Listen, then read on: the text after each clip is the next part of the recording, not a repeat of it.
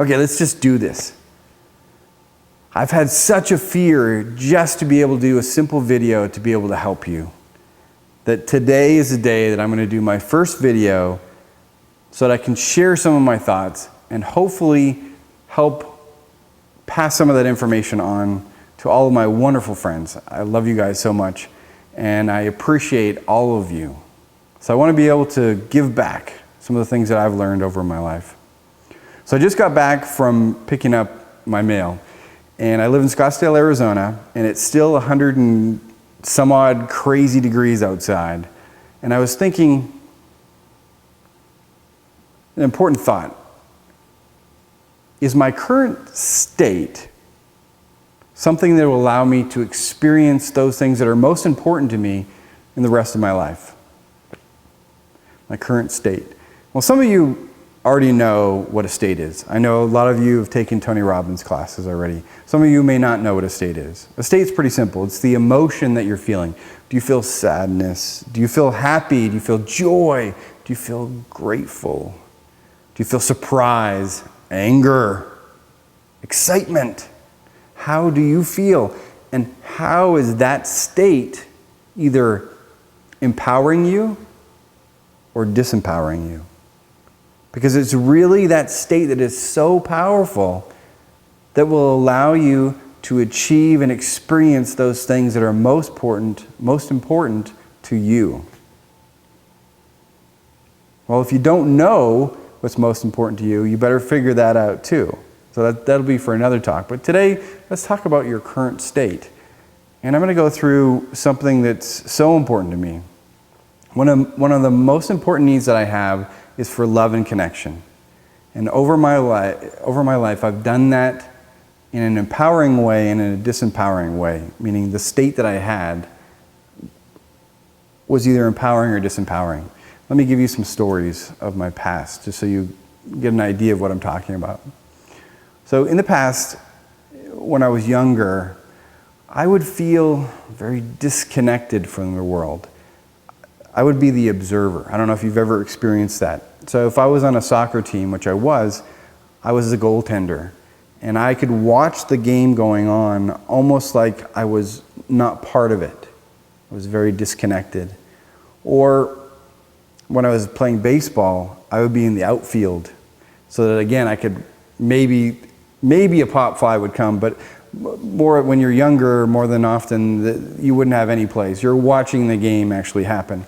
And my biggest fears were, am I good enough? What happens if I fail? Will people not love me anymore? Will I lose the love that I so desire? So as I got older, that disconnection really turned into sadness. And I figured out that sadness was a way for me to connect with myself. So I felt love and connection, but not really in an empowering way. It was actually quite disempowering because I wasn't being part of the game. I wasn't being part of life, the most important things to me. So I would focus on things that I could really pull that sadness out. So I would focus on my parents' divorce, or I would focus on the things that I didn't like about myself, and I would feel sadness. But even the things I didn't like about myself, it still allowed me to connect with who I was, and I could still feel that love and connection. Now, as I got older, I learned to jump in a lot more and feel a lot more excitement and determination, persistence. And when I'm right in the middle of something and I'm actually participating, for instance, in the last 3 years, I just became a swimmer. I mean, I hated water when I was young, and I never thought I'd be a swimmer.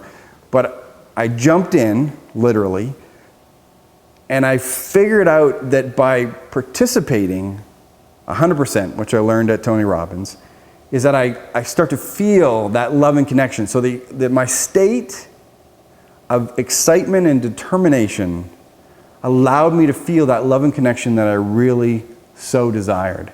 And as I started to participate more, I started connecting with some amazing people in my life, and I got to feel even more love and connection. I became a vegetarian, and I found so many people that loved animals. And I took my dogs for walks. I met other people that loved dogs. I joined Toastmasters, and I learned, or I got to experience people that really wanted to get out of their comfort zone and share with others. So I felt that love and connection. It was amazing.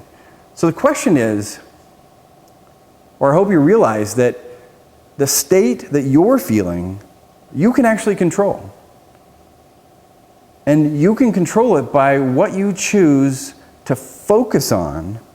Remember I told you that story where I was focusing on my parents' divorce so I could feel sadness, but I could have focused on so many other things. There's a million things going on at a time. So my state, my current state, really is determined not only by what I'm focused on, but it's also,